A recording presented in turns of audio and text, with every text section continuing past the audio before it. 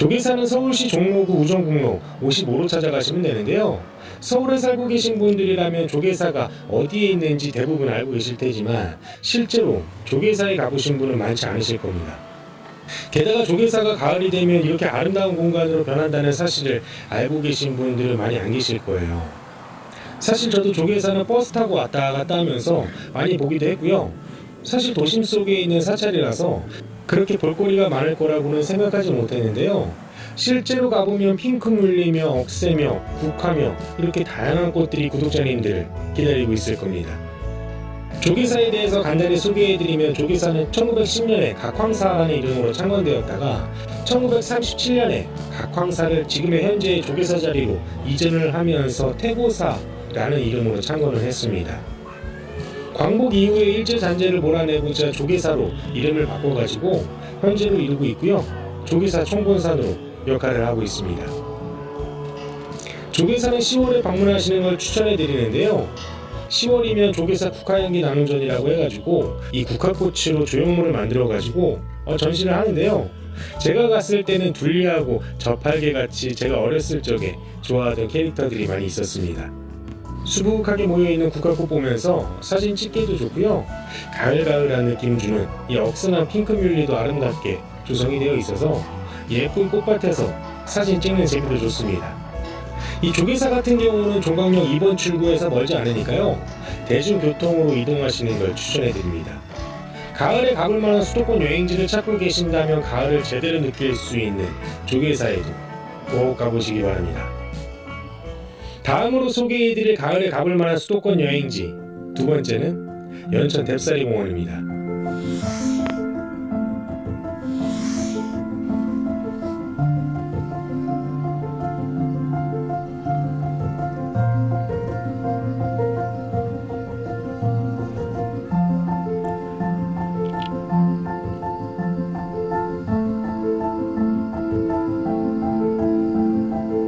연천 뎁사리공원은 경기도 연천군 중면 3공리 4줄2로 찾아가시면 되는데요.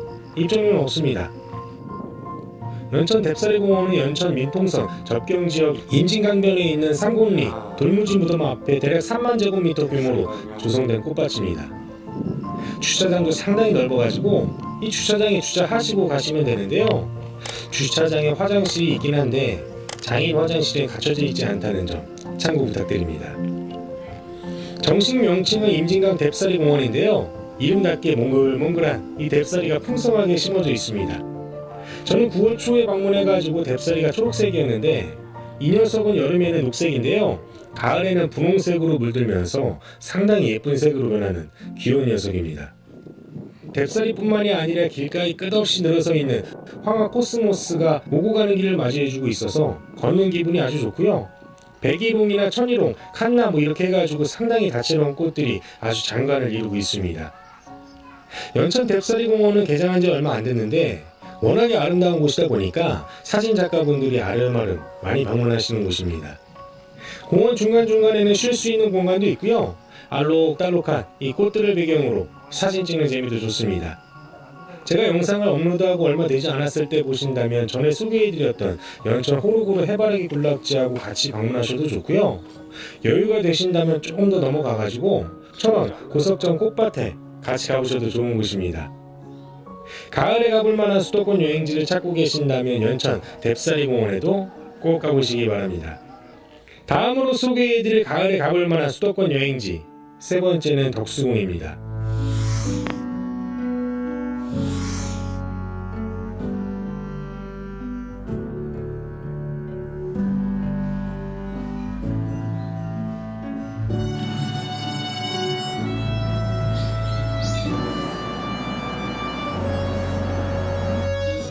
덕수궁은 서울시 중구 세종대로 99 덕수궁으로 찾아가시면 되는데요. 어른 1,000원의 이용요금이 있습니다. 덕수궁은 제 채널에서 몇 차례 소개해드렸던 적이 있었는데요. 덕수궁은 가을에 가셔야 됩니다. 덕수궁 안에 단풍이 알록달록해지면요. 그동안 봐왔던 덕수궁과는 또 다른 매력을 느끼실 수 있을 겁니다. 이 덕수궁에 대해서도 간단하게 소개해드릴게요. 덕수궁은 처음 월산대군의 집터였던 것을 임진왜란 이후에 이 선조의 임시 거처로 사용되어서 정릉동 행궁으로 불리다가 광해군 때 경운궁으로 개칭되었었습니다. 이후 1907년에 우리가 덕수궁 하면 떠올리는 고종이 이곳에 머무르게 되면서 고종의 장수를 빈다는 의미에서 덕수궁이라는 이름으로 다시 바꿨다고 하고요. 덕수궁은 경복궁이나 창덕궁에 비해서 규모가 크지 않아가지고 이 구석구석 둘러보기 좋고요. 특히나 한국 궁궐의 아름다운 모습하고 이 근대식 석조 건물로 지어진 석조전도 같이 볼 수 있어가지고 다른 궁궐에서 보지 못하는 아름다운 모습이 있습니다. 석조전은 거리두기로 인해서 입장에 제한이 있을 수 있으니까요. 방문하시기 전에 확인하시는 걸 추천해드립니다.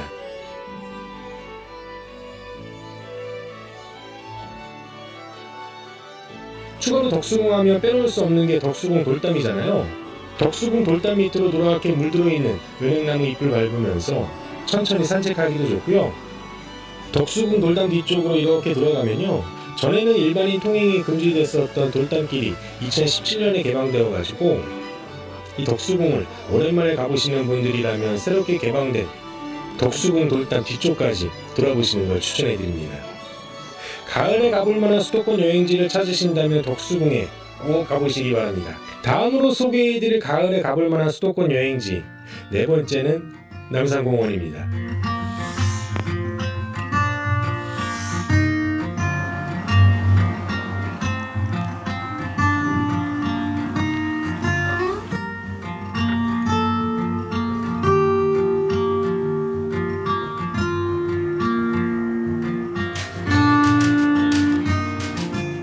남산공원은 서울시 중구 3일대로 231로 찾아가시면 되는데요.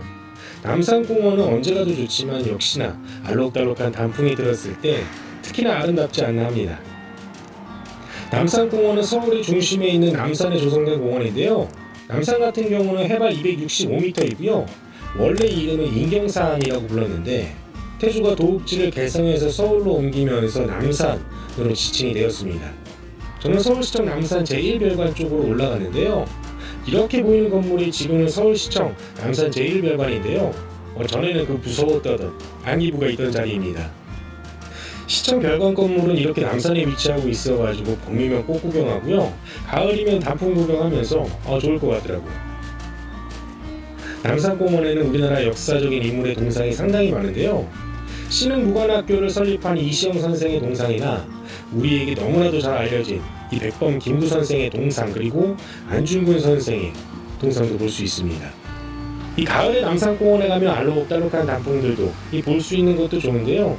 한양 도성을 따라서 길게 늘어서 있는 이 토끼풀의 모습들도 가을을 느끼기에 아주 좋습니다. 남산공원은 앤서블타워를 중심으로 동그랗게 조성이 되어 있어서 한양 도성을 따라 걸어도 좋고요. 단풍나무 길을 따라서 걸어도 좋습니다.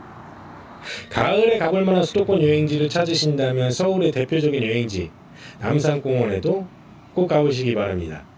마지막으로 소개해드릴 가을에 가볼 만한 수도권 여행지 다섯 번째는 팔당 물안개공원입니다.